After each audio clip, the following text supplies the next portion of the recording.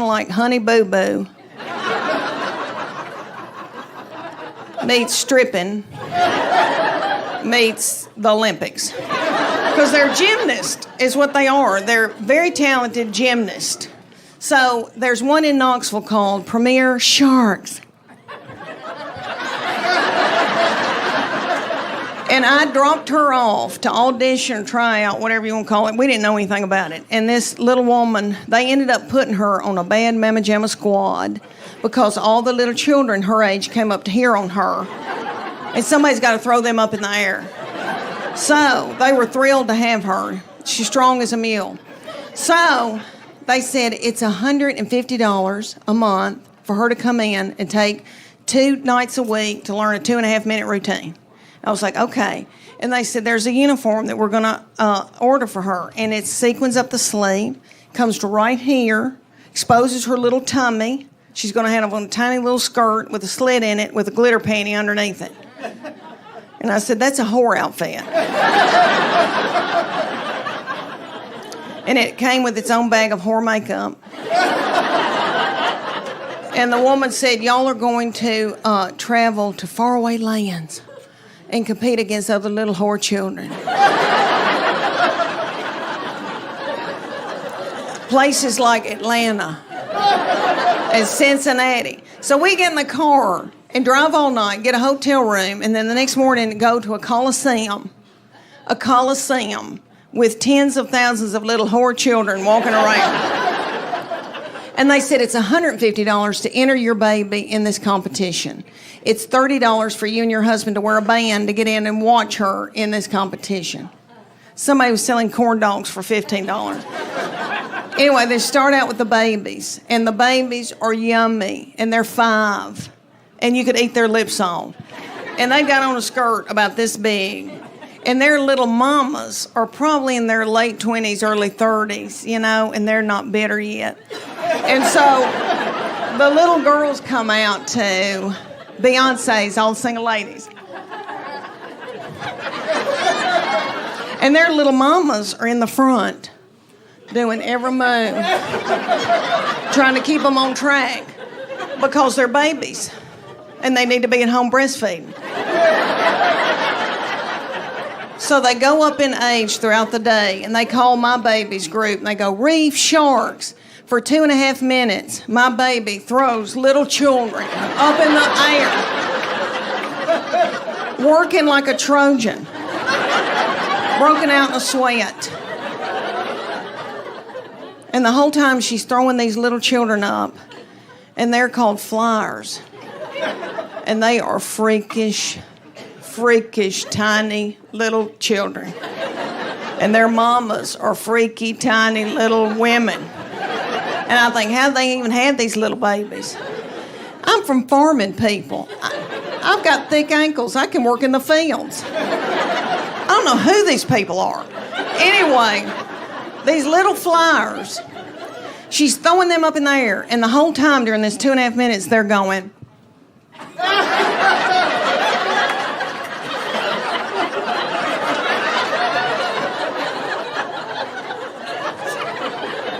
And nobody knows why.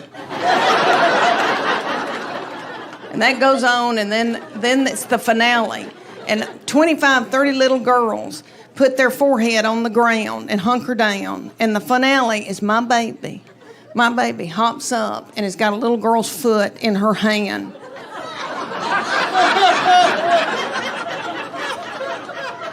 Are y'all listening to me over there? When's the last time y'all put somebody's... The gay boys went nuts. It was a big deal, okay? So then they were like, oh, she's got to do it again. We got to have her next... Because she didn't drop anybody and give anybody a concussion. Those mamas had me on speed dial. They loved her. But she was like, you know what? I've got spirit. I know I do. But she said, I'm tired of this. I got it out of my system. She said, I'm not going to do it anymore, but I'm keeping that whore out. Like, who is it? I don't know. And it happened when she was about 16 or 17. She turned on me on a dime. And I truly believe that God allows this because he knows that you're grieving because they're going to go to college or whatever they're going to do, and he makes them just as mean as he can so that you can let them go. The very breath that I breathed out of my nostrils made her so angry. We were not allowed to eat cereal in our own home because she couldn't stand to hear us chew it. And I don't mean to talk about her because she had a lot on her. She had to empty the dishwasher. That was a lot. She's always had a bunch of boys after her because she's a doll, and they always wanted to date her and always came around our house. And there was one, and he was a player. He was a schmoozer. And he would say stuff to me. He'd go, "Miss Morgan, you look beautiful today." And I'd be like, "Oh my gosh, can I make you a casserole?" And thank goodness they broke up because I was exhausted. I was mopping the floor, blowing my hair out every day. And I thought, why did that affect me that way? Why did I? And I thought, oh, I know. It's because my love language is words of affirmation. And I don't get them. So I got hoodooed by this boy. My husband and I read that book and went to a Sunday school retreat years ago. And it was the 5 love languages. Have y'all read that? I know. It's good. And it works. It really does. But you read the book and you take the test, and you and your husband, example, you and your husband will take the test. And it'll tell you, there's 5 prominent love languages, and it'll tell you what your husband's prominent love language is. He'll find out what yours is. So at night, y'all can sit on the couch and feed each other y'all's love language, and then your love tank feels full. If you don't, your husband's liable to go to work and is standing by the water fountain, and some whore comes in and feeds him his love language, and then he feels a tingle, and then Satan swoops in. I know. Terrible. So here's the 5 love languages, if y'all don't know. There's quality time. So there's people that just want you to sit with them and watch a television show or something like that. Then there's gifts. That's my sister's. It does not have to be something that's expensive. If you give her a rose and a card, she'll bawl her eyes out because her love tank feels full. I know. And her husband doesn't do it. Okay. All right, and then there's physical touch. And so many women, when I say that, they'll go, "Oh, yeah, that's my husband's. He's on me like a duck on a June bug." But we're not talking about the nasty kind. We're talking about, people that just want to squeeze and hug and hold on to you. That's their love language, is physical touch. And then there's words of affirmation, so that's mine.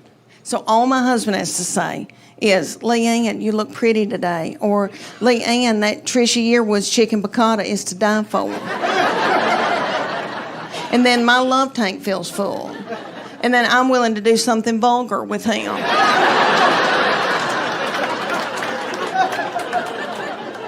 And then he gives me money to get my hair highlighted.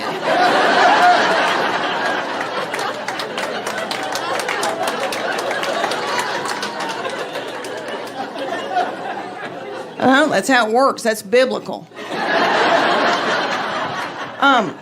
Okay, y'all do. Because I've let her do whatever she wanted to. I was so on top of my game with those first 2. I was like flashcards. You're going to make 100 on that spelling test. And I was up in school. I was room mom, and I was taking yogurt and muffins, and I was all up in everything.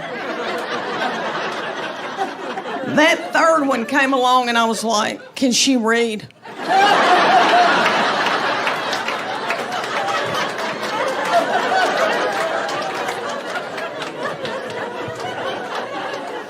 Let me tell y'all that my people are down in Middle Tennessee. I told y'all farming people, and I was raised old-timey Methodist. And my people are kind of superstitious, and there was like no gambling. You could play rook. There was no alcohol in our house. Never had alcohol until we were trying to get her married off. And she married this hoop-de-doo man that owned part of a winery. And so we all started drinking. Yeah. And my little mama had never had alcohol, and she drank a glass of wine and got out of my car, and she goes, I can't feel my arms. But there was no cussing in my family. They didn't want any ugly language. So I brought that into my marriage, and my husband's people say ugly words. So I said to him, we're not going to have any cussing in this house. And I said to these children, I go, nobody's going to say anything ugly. You can't even say stupid. You can't call anybody stupid. You can't say but. If you do, you're going to be in deep doo-doo. And they listened to me. Those first two did exactly like I told them. Well, that baby came along, and it started out with spell-cussing. She'd come in a room and say, what the H?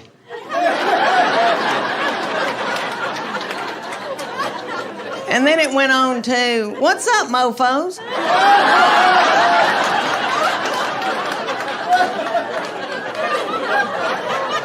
My husband's name is Chuck. She go, Chuck, you a-hole.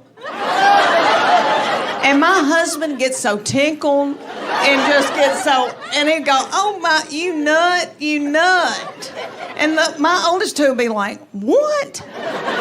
She just said what? I know, we let her do whatever. All right, y'all. Because we are taping. The 3 children I did get to have been a blessing, and I'm in love with them. I've got a boy and 2 girls, and my boy has been so much easier to raise. Who do you think's it? And I got to tell y'all, I think firstborn they are. You know, they want to please you.